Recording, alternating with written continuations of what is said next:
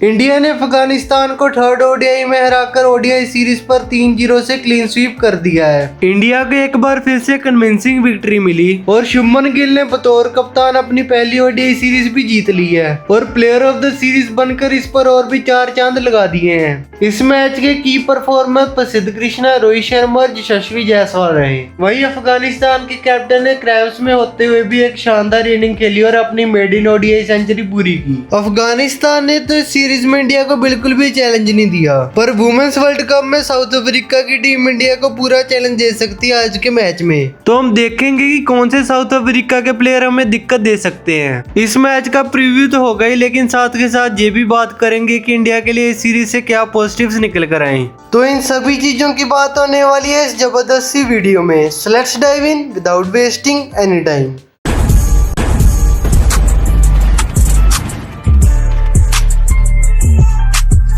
अफगानिस्तान की टीम इस बार टॉस जीतकर बैटिंग लेने का फैसला करती है। अफगानिस्तान की टीम में नबी, अजमतुल्लाह उमरजई, जियाउर रहमान और फरीद अहमद की वापसी होती है और सदीकुल्लाह अटल, नांगियाल करोटे, मोहम्मद सलीम और बिलाल शामी को मौका नहीं मिलता। वहीं इंडिया की टीम में नीतीश कुमार रेड्डी, हर्ष दुबे और प्रसिद्ध कृष्णा आते हैं केएल राहुल, कुलदीप यादव और अर्शदीप की जगह पर। इंटरेस्टिंगली हर्षित राणा को मौका नहीं मिलता है, शायद से गोती भाई ने कुछ अलग काम के लिए बुलाया उनको। ठीक है, दिखाऊंगा क्या कुछ महसूस कराऊंगा, ओके, क्योंकि वो हर एक को नहीं करा सकते।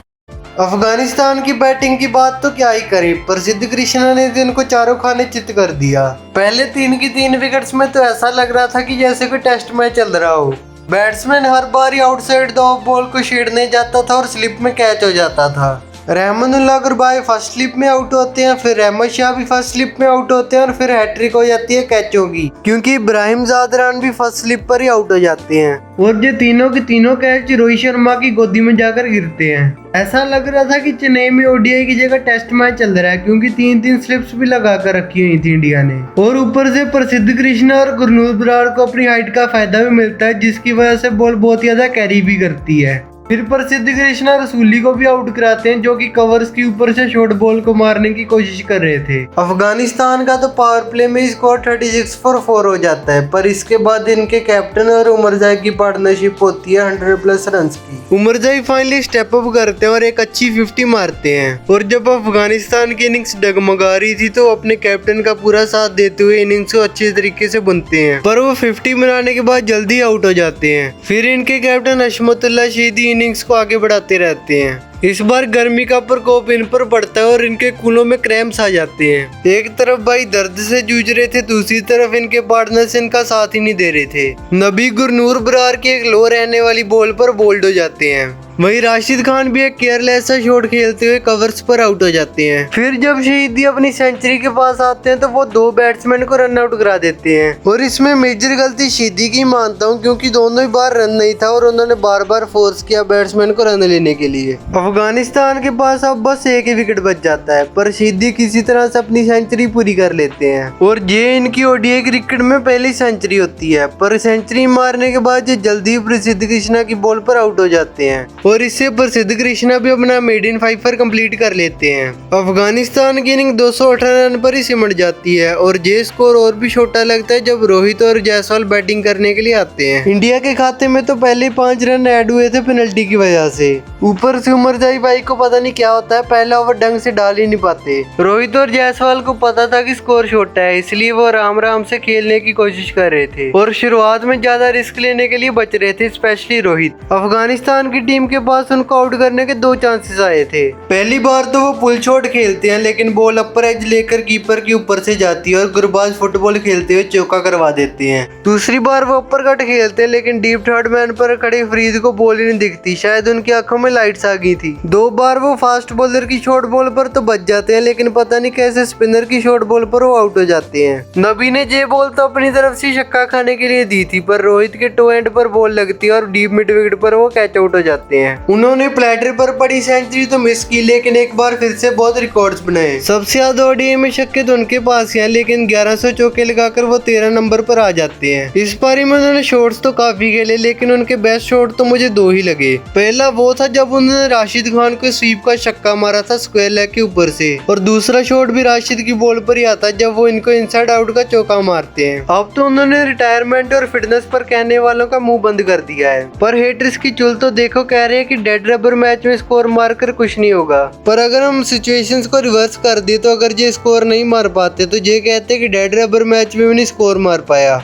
पर सेलेक्टर्स के लिए इंग्लैंड सीरीज की ओडीआई स्क्वाड पिक करने के लिए और भी दिक्कत खड़ी करने के लिए जायसवाल ने सेंचुरी मार दी है। जायसवाल आईपीएल के बाद काफी टाइम बाद एक अच्छे टच में देखने को मिले, जो कि देखकर बहुत ही अच्छा लगा, और जिनकी पिछले 3 मैचेस में दूसरी सेंचुरी भी आ गई है। मतलब टॉप ऑर्डर के लिए तो तगड़े लेवल की फाइट चल रही है। पर इस सीरीज के सबसे बड़े पॉजिटिव मेरे लिए गुरनूर बरार निकल कर आए हैं, जो कि फास्ट बॉलिंग में एक नई वैरायटी लेकर आते हैं। वहीं ईशान किशन का भी इतना बढ़िया फॉर्म में होना बहुत ही अच्छी बात है।